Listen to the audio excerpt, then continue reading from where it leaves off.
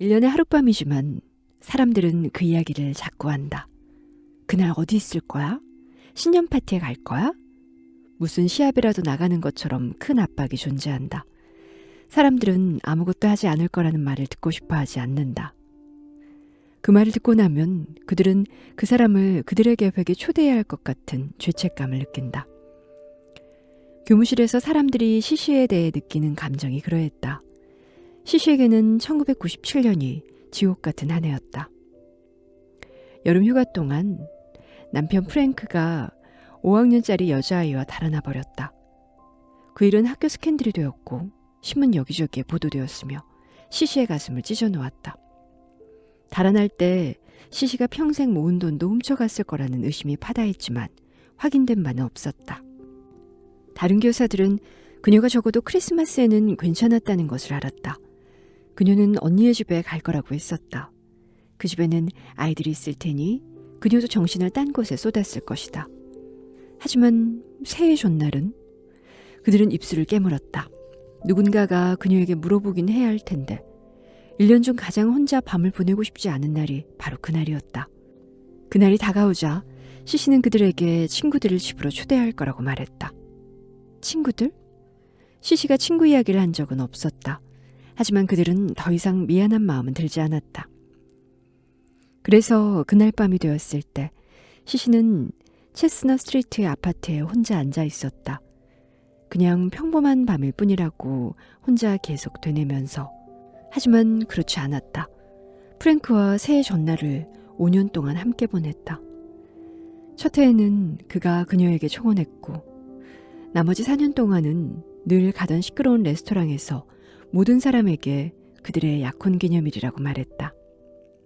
그런데 지금 그는 법적으로 성관계를 하면 안 되는 여자애와 함께 잉글랜드에 살고 있었다. 롤라. 그 애는 모델이 되고 싶어 했고 프랭크는 그의 매니저가 되려고 했다. 10시가 되자 시시는 더 이상 참을 수 없었다. 텔레비전에서는 마냥 신나게 즐기는 사람들의 모습이 나왔다. 바깥에서는 흥청망청 떠들썩한 소리가 들렸다. 모든 것이 그녀를 조롱하는 것 같았다. 그녀는 코트를 입고 양모 스카프를 두른 뒤 밖으로 나갔다. 그리고 자닛으로 갔다. 마틴은 새해에 제프와 함께 저녁 식사를 할 계획이었다. 그는 꽁고기 요리를 만들려고 이미 정육점에 주문을 해두었다. 제프는 크리스마스 때부터 집에 가서 가족과 함께 있겠다고 했다. 제프의 부모는 여전히 그가 결혼할 것이고 봄에 결혼식을 올려 손주 몇 명을 안겨줄 거라고 믿고 있었다. 그들은 그가 대도시에서 마틴과 행복하게 살고 있다는 사실을 까맣게 몰랐다. 그들은 늙었고 그들만의 생각이 확고했다. 제프는 그들에게 결코 이해할 수 없는 것을 이해시키려 해봤자 소용없다고 말했다. 크리스마스 때는 괜찮았다. 마틴은 늘 크리스마스 자선 행사에 가서 일손을 거들었고 그러다 보면 어느새 제프가 돌아와 이야기와 계획을 한 포따리 풀어놓곤 했다. 하지만 올해는 제프에게서 전화가 왔다. 그의 부모가 새해 큰 파티를 열 계획이라 거기 있어야 한다고 했다. 처음에 마틴은 자신도 그 파티에 초대받은 줄 알았다.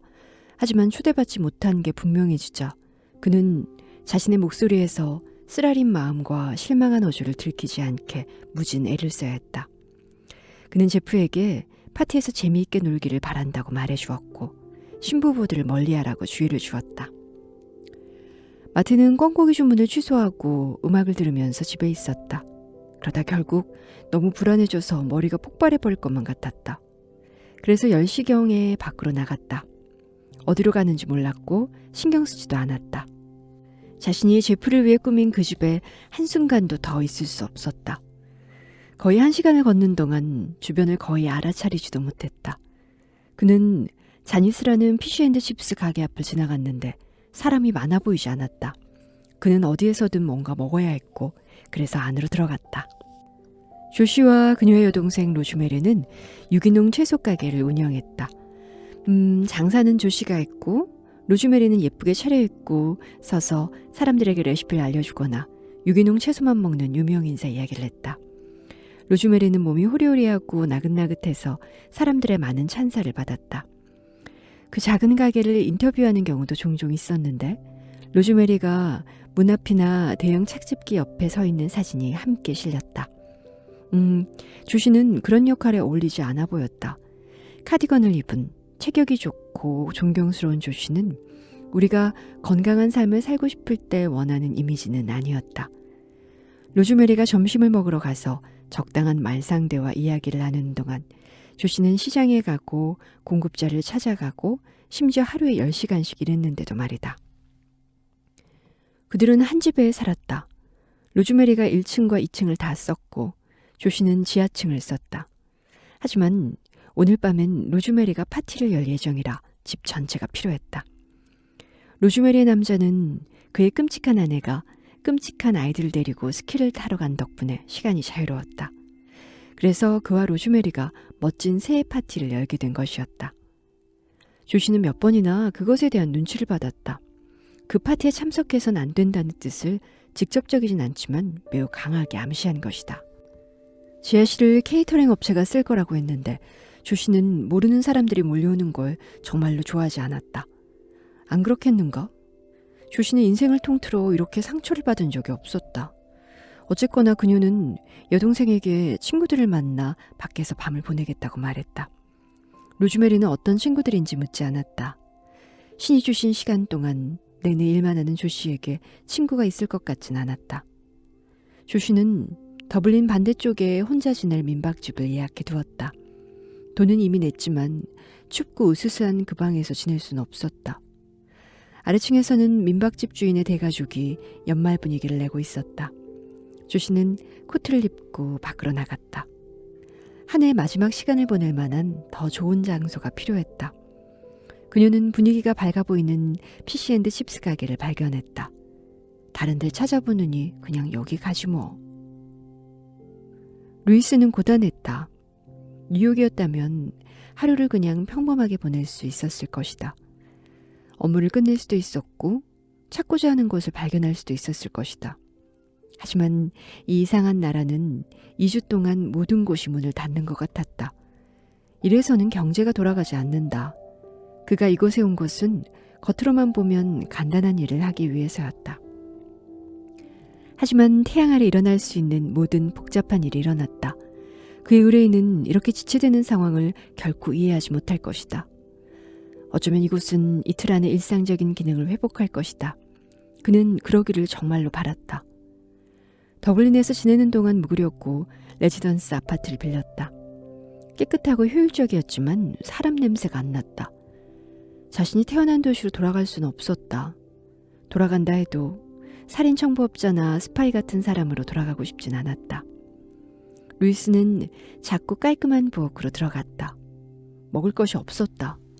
크고 시끄러운 레스토랑에는 가고 싶지 않았다. 여기로 오는 길에 피시앤칩스 가게를 지나왔다. 어쩌면 포장해서 가져올 수 있을 것이다. 반블록밖에 떨어져 있지 않았다. 자니스, 그 가게의 이름이었다. 자니의 아버지는 가게가 어떻게 되어가는지 물었다. 자니는 언제나처럼 거짓말을 했다. 아주 잘 돼가요, 아빠. 손님이 정말 많이 와요. 그가 말했다. 그런 것 같지 않은데, 않니? 왜 그렇게 생각하세요, 아빠? 아버지는 의자와 침대를 오갈 뿐 더 이상 아래층으로는 발걸음을 하지 않았다.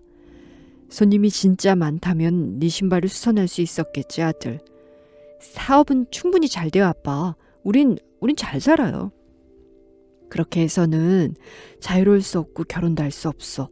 너 자신의 삶을 살 수도 없고. 전 결혼하고 싶지도 않고 저 자신의 삶을 살고 싶지도 않아요. 전 아빠하고 같이 살고 싶어요. 그럼 아래층으로 내려가서 오는 손님이나 맡거라. 그럴게요, 아빠. 자니는 가게로 뛰어내려갔다.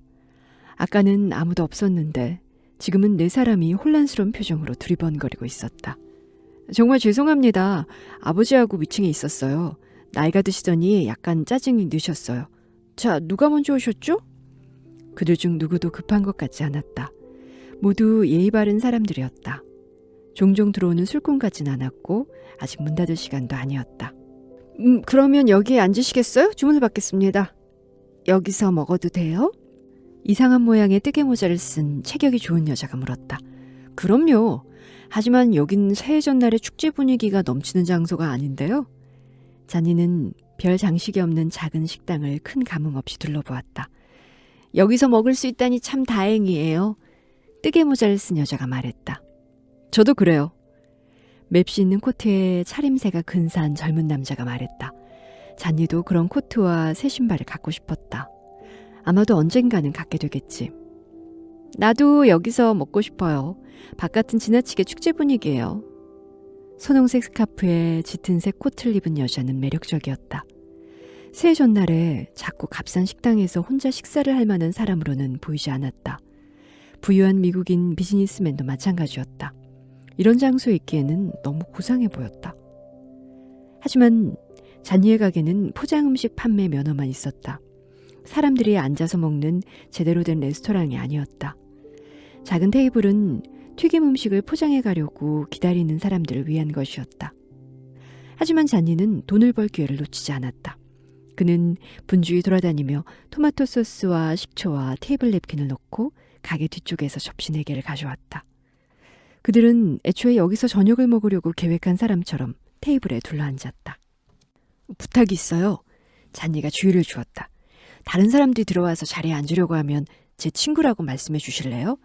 들어와서 집에 가지 않으려고 하는 사람들이 좀 있어요. 이해하시죠? 그들은 이해한 것 같았다. 그러니까 그냥 잔니의 친구라고만 말해주세요. 아시겠죠? 그들은 그것도 알아들은 것 같았다. 잔니는 생선을 튀기면서 그들이 서로 소개하는 소리를 들었다. 그들은 낯선 세 사람을 만나 플라스틱 테이블에 둘러앉은 것이 사실상 기쁜 것 같았다. 참 희한한 사람들이 아닌가? 테이블에 앉은 사람들은 예의상 나누는 소소한 대화는 생략했다. 2시간이면 끝날 한 해에 대한 각자의 느낌을 곧장 이야기하기 시작했다. 마틴은 외롭다고 가장 좋은 친구 제프가 자신과 구운 꽁고기를 먹는 대신 부모님 집에 갔다고 말했다. 제프와 함께 다음 해의 계획을 세우려고 이날 저녁을 줄곧 기다려왔는데 적어도 그는 부모님 집에 간 거잖아요.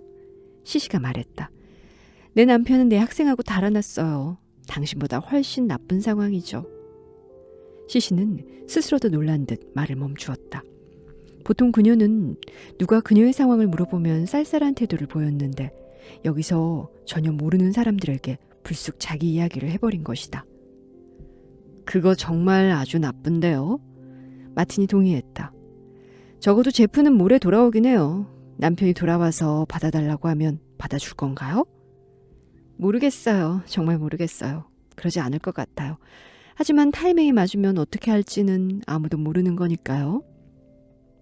조씨는 뜨개 모자를 벗었다. 그리고 진지하게 말했다. 난 여동생하고 채소 가게를 해요.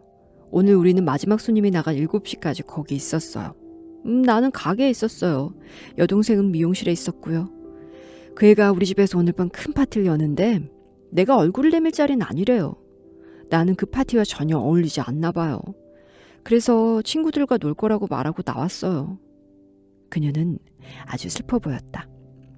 미국 억양을 쓰는 루이스가 그녀의 손을 톡톡 두드려 주었다. 그리고 이렇게 친구들하고 어울리게 됐네요. 우리가 당신과 함께 저녁을 먹으니까요.